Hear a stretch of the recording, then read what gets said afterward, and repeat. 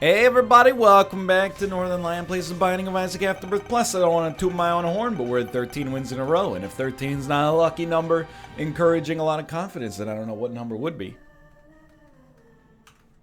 C-Tech, PRT3. We are Kane again. Honestly, I'm feeling good. I'm feeling fresh. I'm feeling warmed up. I've done 2 other runs today. Hopefully you've watched them. If not, why are you skipping Isaac episodes? I'm not asking you to watch all of them. That's ridiculous. You know, there's like 5 people on Earth who have seen all the Isaac episodes. I'm one of them. Sure, I can live with this. Dude, by the way, I totally forgot over the course of the entire previous run that Kane can open golden chests for free. My bad. Like I said, feeling fresh, feeling warmed up. But I kind of assumed at this point that if you're in, you're in. And if you're out, you're out. Like, raise your hand if you're out there, you're watching the occasional Isaac episode. Just on a whim. Nothing else to do. I mean, I'm not going to discourage it. I'm just surprised. I don't know. I don't know how people consume this stuff. Every once in a while, it strikes me as absurd. Like, that my job exists. I've gotten over it a lot.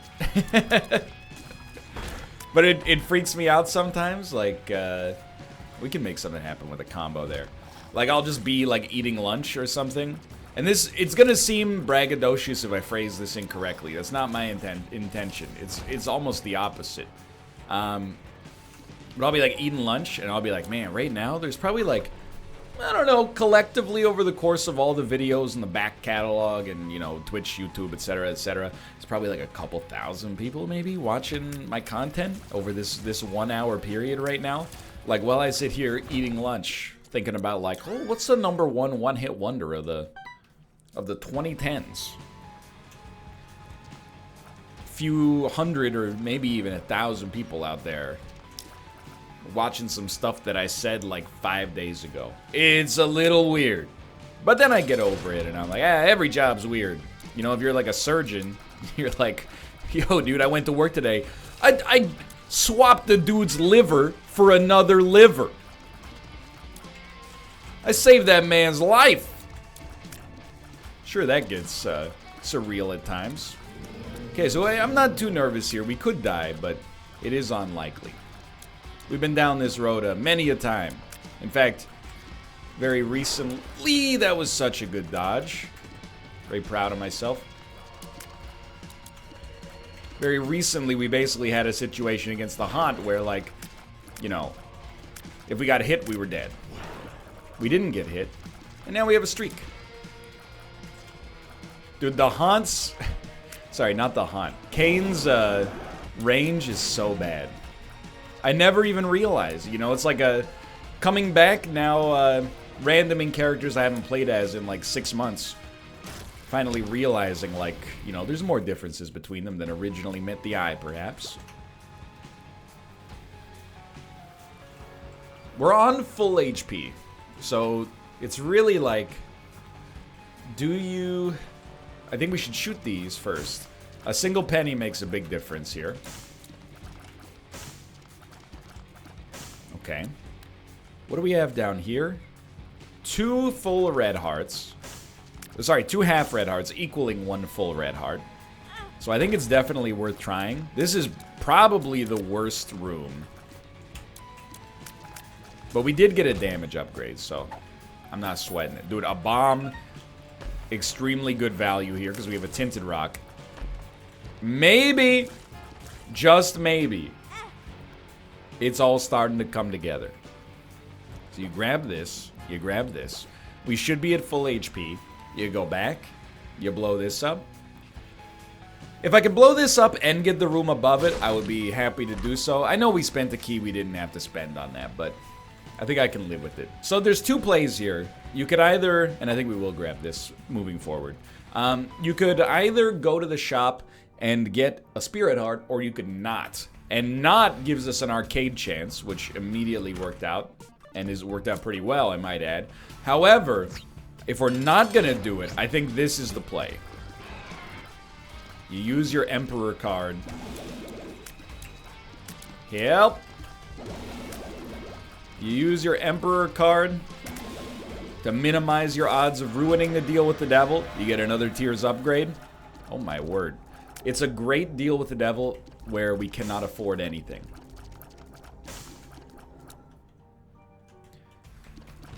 That's a bummer. But at the same time, it is hard to be mad. Like, this is... It's like the opposite of that Samson run 2 runs ago, where like that now we could try it, but where we had nothing. We had a lot of items that were like largely just really bad.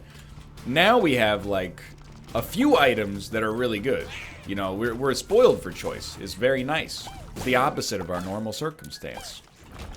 Or the opposite of our circumstance 2 runs ago. I don't want to claim that we're not having an above average time of things, because I mean we haven't gotten to like a 2-week long streak in a long time. This feels it feels like Isaac again. It feels like I'm back. I don't know what game.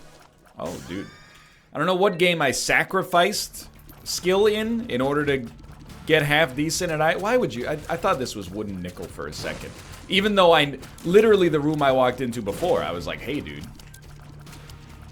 We could use that to get a little extra money and not even have to walk on the spikes, but... No. Yeah. Okay. Now, this floor is, like, very, very far from being over. Without a doubt. Thought maybe we'd snag a key there, but not a big deal. We still have the curse room, perhaps. But first, I think we want to take our time, see what we can get here. Probably, because money is... Oh, that's so good. I'm going to play you twice and just see what we get, because we don't need the money for anything else right now. Then we might blow you up. But I think I'd rather know where we stand consumable-wise first. Okay. Then, I think we definitely prefer playing the Demon Judgment.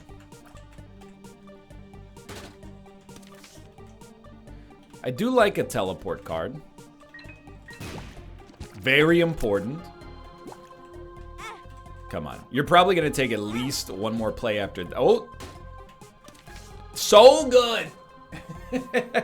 But, do we really... Please. Oh, God. Alright,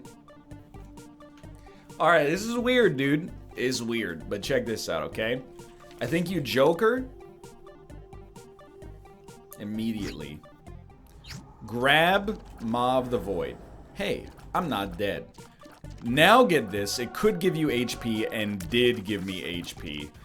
Wow. We obviously like to fill the HP, but if it can't be done, it can't be done. I'm not really too upset about it, because I think we basically just... Thank you so much. I think we basically just... I don't want to say won the game, but... We're coming out pretty far ahead here. Grab this. Let's see what this gives us. Joker again? Yes. Okay, I will take it. And then maybe a secret room? I was just gonna say an Eternal Heart, but that's okay. Let's not be salty, you know?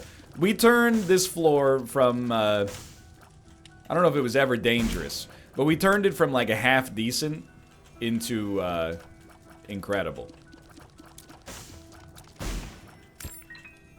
And I got absolutely nothing to complain about. Alright, dude, I mean, what can you say?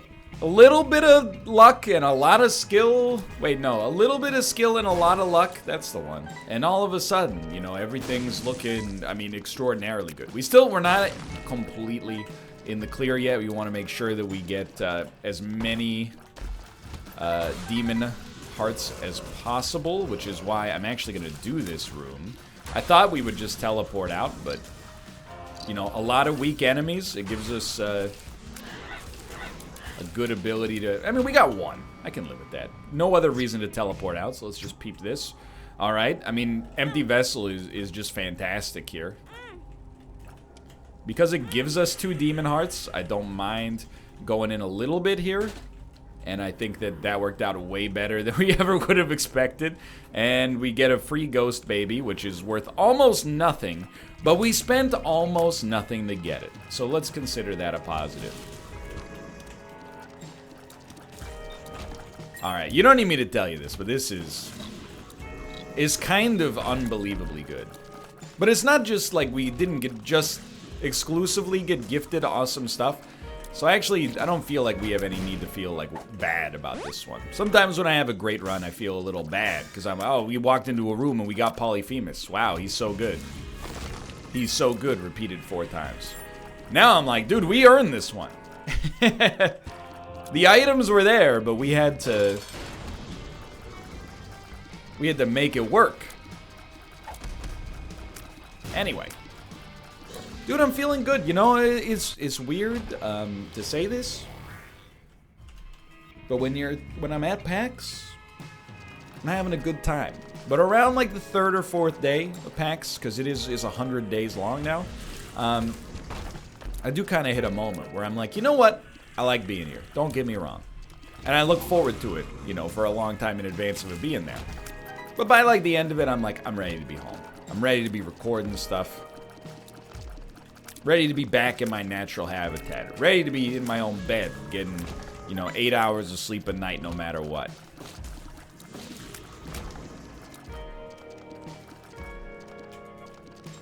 Just feels good to be back in the routine. And I'm also, it's a good season for some games renewal. Like, we have a lot of stuff on the channel right now. It's been a busy season. It's been a great season for the channel as well. But, we're coming close to the time where we're going to have to put some new games in. And I think that's cool. Like, to be honest, it's just kind of convergent evolution, if that makes... Well, that's not really a sentence that makes any sense here. But, we're definitely coming to the end of, like, Streets of Rogue. I think I've just done everything I care to see in that game, which sounds negative. Is not negative. I beat it many times. I did not get 100% achievements, but... We're probably getting close to the end of Mario Maker. To be honest, I could play Mario Maker pretty much forever. It's the easiest series of all time to record. But there does come a time where maybe you're like, this time would be better spent checking out something new instead of just playing the same game over and over for 8 years. You know what I mean? But Mario Maker is kind of like, it's evergreen. Could always come back. And then Dicey Dungeons is not... on the verge of ending, necessarily. But it has, like, an expiration date, because there's only a certain number of episodes in the game. And maybe some of the episodes are replayable, but it's not really meant, in my opinion, to be one of those roguelites that you just play over and over. Like, even, I'm not sure if the equipment for each episode is scripted, but when I've had to replay episodes, it's been pretty close a lot of the time. So, I think just that in and of itself indicates it's not really that kind of game. So, you could... see that as a Pepe handsable situation. I figured we'd just let the item make the decision for us there. Or you could see it for what I see it as, which is a good opportunity for us to check out some stuff that, is coming out. Lots of stuff on the radar. Dude, apparently, every time I'm away for like 5 days, a great video game comes out. Is apparently just the way it works. One of the times I went to Japan... Like, the day I landed, everybody was like, hey, what's up with this Stardew Valley game? Yeah, it turns out, like, Stardew Valley is pretty good. I didn't know. I didn't know it existed until it came out. When I was in Japan, by the time I came back, everyone was like, I already played 80 hours of it. This time, I went away for PAX, I came back, everybody's like, yo, you gotta check out this Children of Morta game. And I'm like, dude, is a roguelite action RPG that both players and critics seem to love? That doesn't happen that often. Like, I know people have problems with, Rotten Tomatoes, Metacritic, etc., etc. But Children of Morta has like an 85 on Metacritic, which is really, really high for an indie roguelite. It's really, really high for like an indie game to begin with. It's not unprecedented. There's probably like, I don't know, 20 games a year that come out at that level. But that's not a lot when you consider that literally like 40 games a day come out on Steam. So, I definitely want to peep that. That's on the list right now. But apart from that, I'm not really sure. Oh, actually, I am sure. I really want to play, and I heard it wasn't that. I heard it wasn't as good as Until Dawn, but that doesn't matter. I still want to play Man of Medan, the co-op supermassive games horror cinematic adventure game, and I really want to play Deadly Premonition now that it's coming out on Switch. For like a long time, people have been like, NL, if you like these like cheesy David Cage style games, but you want one that's like actually pretty good, you should go check out, no offense, David, you should check out Deadly Premonition. And I was like, I looked it up, and you know, if you play it on, it's not available on PS4. If you play it on PC, you need like all these patches that may or may not actually lead it to working. And my experience with, you know, games that are like older than 10 years old is I don't really want to play them on modern hardware. Cough, cough, bully. Cough, cough. But it now having what I assume must be a functional port on the Switch because it passed certification. I'm like, dude, I'll totally check it out now. Absolutely. Hey, you were about to disappear and you know it. That was not worth it at all. So yeah, it's just, you know, it's the nature of things, you know? You've only got a limited amount of time. In, not only like in your day, but like in your week. Not only in your week, but like in your lifetime. You gotta pick and choose what you're gonna check out, and, you know?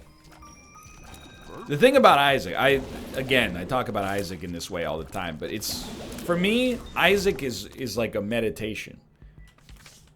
Recording one episode of Isaac, well, I don't record one episode every day, but you know what I mean. Like, recording enough to release one episode every day is actually, it's a life skill. And I know that it'll sound stupid, but, like, it's informed a lot of habits I've made as I've gotten older, you know? I don't even think about, like, playing Isaac anymore. I sit down on my computer and I'm like, okay, it's time to knock out the Isaac. There's some days where I'm like, oh, heck yeah, I got a 13 streak. I can't wait to play Isaac. And then there's some days where I'm like, last video I recorded, I died, and I gotta rebuild my streak from 0. That sucks. Either way, you just do it. And the analog I've been making a lot is like with working out, you know? Once you get to the point where you don't even think about it, you're just like, hey, it's a gym day. I don't need to waste my mental energy concerning myself with whether or not I should go to the gym. You just do go to the gym. It's a useful life skill. As ridiculous as it sounds. But I will also say that Isaac has probably swallowed up like at least 50 other series over the course of its existence. It was worth a shot. Oh, Tomo, you want to come in, buddy? Hello, my son. You might notice your box is on the ground. So here's what I'm gonna... Hey, you don't need to jump up just yet. Here's your box. There you go. There's your box. Get in. And then... Now, whenever he gets in, he needs a little pet. I apologize. You just give him a little pet. Oh, my Ruka and my Tomo. Hello, hello. My Ruka and my Tomo. Hello, hello. Okay. You're good? Do your little circle in the box to make sure it's suitable ground, and he's in. Tomo, Ruka. Okay. Are we? No, we got to go to the shop. We've been to the shop? We have not been to the shop. Why was it open? I don't remember. Anyway, you know, it is what it is. It feels weird. You never want to be the guy who's like, I'm ending your favorite series, you know? But you gotta cycle new stuff in, you know? The only games people play forever are games that they get unhealthily attached to. Like, whenever I'm, you know, I've been playing Slay the Spire for like 2 years now. I wouldn't say I have an unhealthy attachment to it. Most of the time I play that game, I'm actually having fun. But like, when I played like close to 1,000 hours of Dota, I was like, yeah, I could play this game forever. And if somebody was like, are you having fun with this? I'd be like, oh god, no. You think I'm stupid? It's not fun at all. I mean, there's splashes of fun. But it's not really about being fun. It's about, this is what I do. Everything else, you know, I got I wouldn't say I have an unhealthy obsession with Isaac.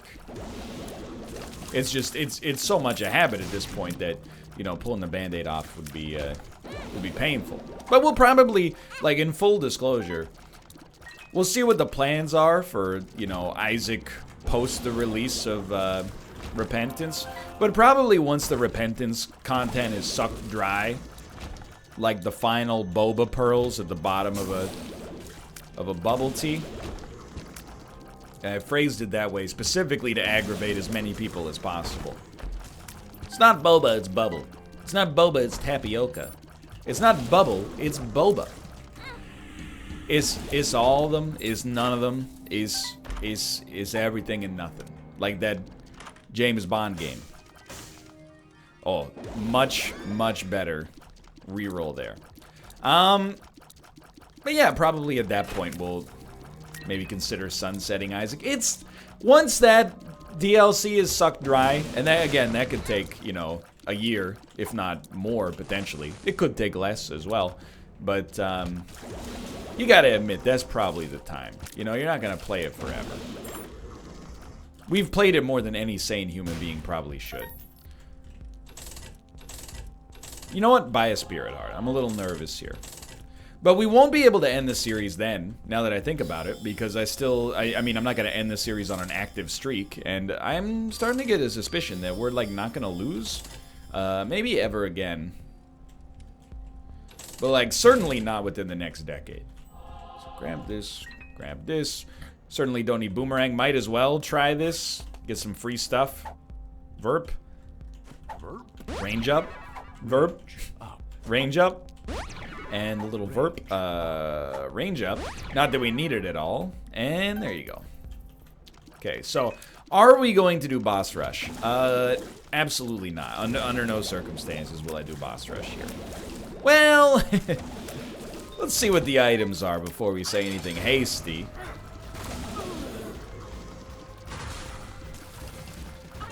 I don't want to count my chickens. The run looks very good.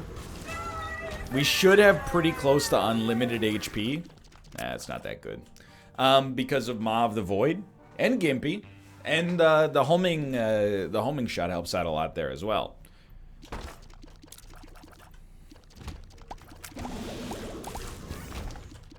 But for now, you always, you know, you'd rather, and I've learned this over many, many difficult lessons.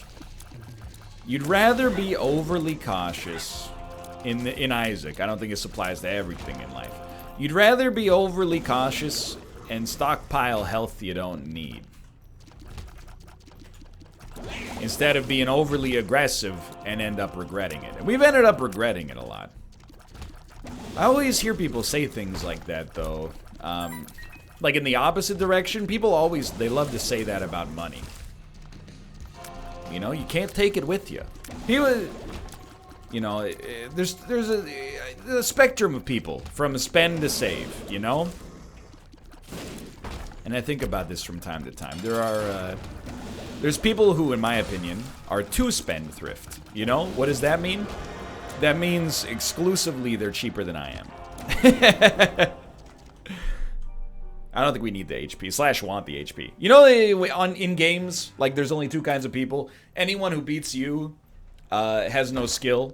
Sorry, anyone you beat has no skill. Anyone who beats you has no life. So you are the no-lifer to somebody else. And you're also the no-skiller to somebody else. Unless you're the #1 player in your sport, I guess. But even then, you still lose now and then. You know, online, I'm sure. Regardless... What was I gonna say? It's the same thing with money. You know, anyone who is cheaper than you is like Scrooge McDuck. Anyone who spends more than you is just financially illiterate.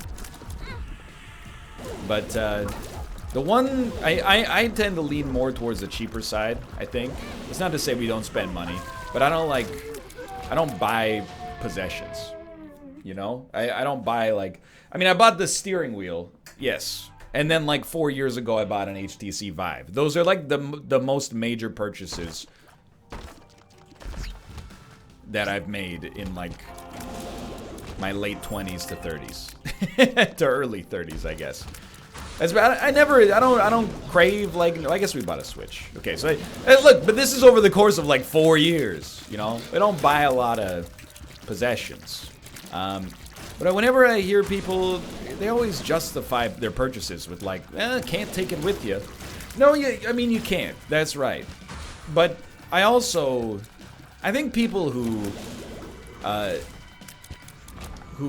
spend lavishly, perhaps beyond their means, they don't understand what, you know, semi-cheap / frugal people like you and I, if you're watching this and you're on that side, what we get out of being cheap. What we get out of being cheap is not necessarily money. It's peace of mind. And peace of mind is priceless. You know, Boston said it. People living in competition, all I want is to have my peace of mind. Take a look ahead. Doom, doom, doom. Ta, ta, took a doom, doom, doom. Take a look. You remember. I don't want to get sued by Boston. There'd be a lot of irony in that. But regardless, I mean, when I say there's a lot of irony in it, it sounds like I sued Boston, which did not happen, either the band nor the city, though I did pursue it for a while. You know, when people are like, you can't take it with you, I'm like, yeah, I know you can't take it with you, but at the same time, you know, I would rather underspend and not go broke and be happy. Then potentially overspend, and then if I go broke, be, well, at least I have an ATV, you know? Now, in this case, the real answer, I was going to say somewhere in the middle, but I don't really believe that. The real answer is, you know, your spending should probably be calibrated based on your means, first and foremost, and then secondarily, like, you know, your level of comfort and what you desire. Like, for example, it's easy for me to be cheap, because I don't like things, you know? We eat out. That's our major frivolous expense. And beyond that, we live in an expensive city. So those do add up. Worth it in some way. But like, I don't want a fancy car. I don't want a boat. In fact, like, our car is paid off, and it kind of sucks. But I almost feel like I get a little value out of driving a crappy car. And it's not crappy like it's about to break down. It's not well made. You know, it's like a Microsoft Xbox One. I'm not talking about the One X. I'm talking about the first line of production ones like ours that fails to turn on 45% of the time. You know, it's a new console. You can play new games on it. It's not like it's going to explode. But at the same time, you know, you're like, this is... Compared to its competition, it doesn't hold up as much as I would have liked. But I feel like, you know, you ever talk to people who are like, I've been wearing the same pair of shoes since 1998. That's how I feel about my car. I'm like, you know, yes, it's not great. Mostly because it's horrible. But it makes me some kind of, like a laconic figure to just be driving it. I'm like, I'm gonna drive this thing till it explodes, or until my wife wants to get another car, which hopefully won't be very soon. But, you know, I value that peace of mind.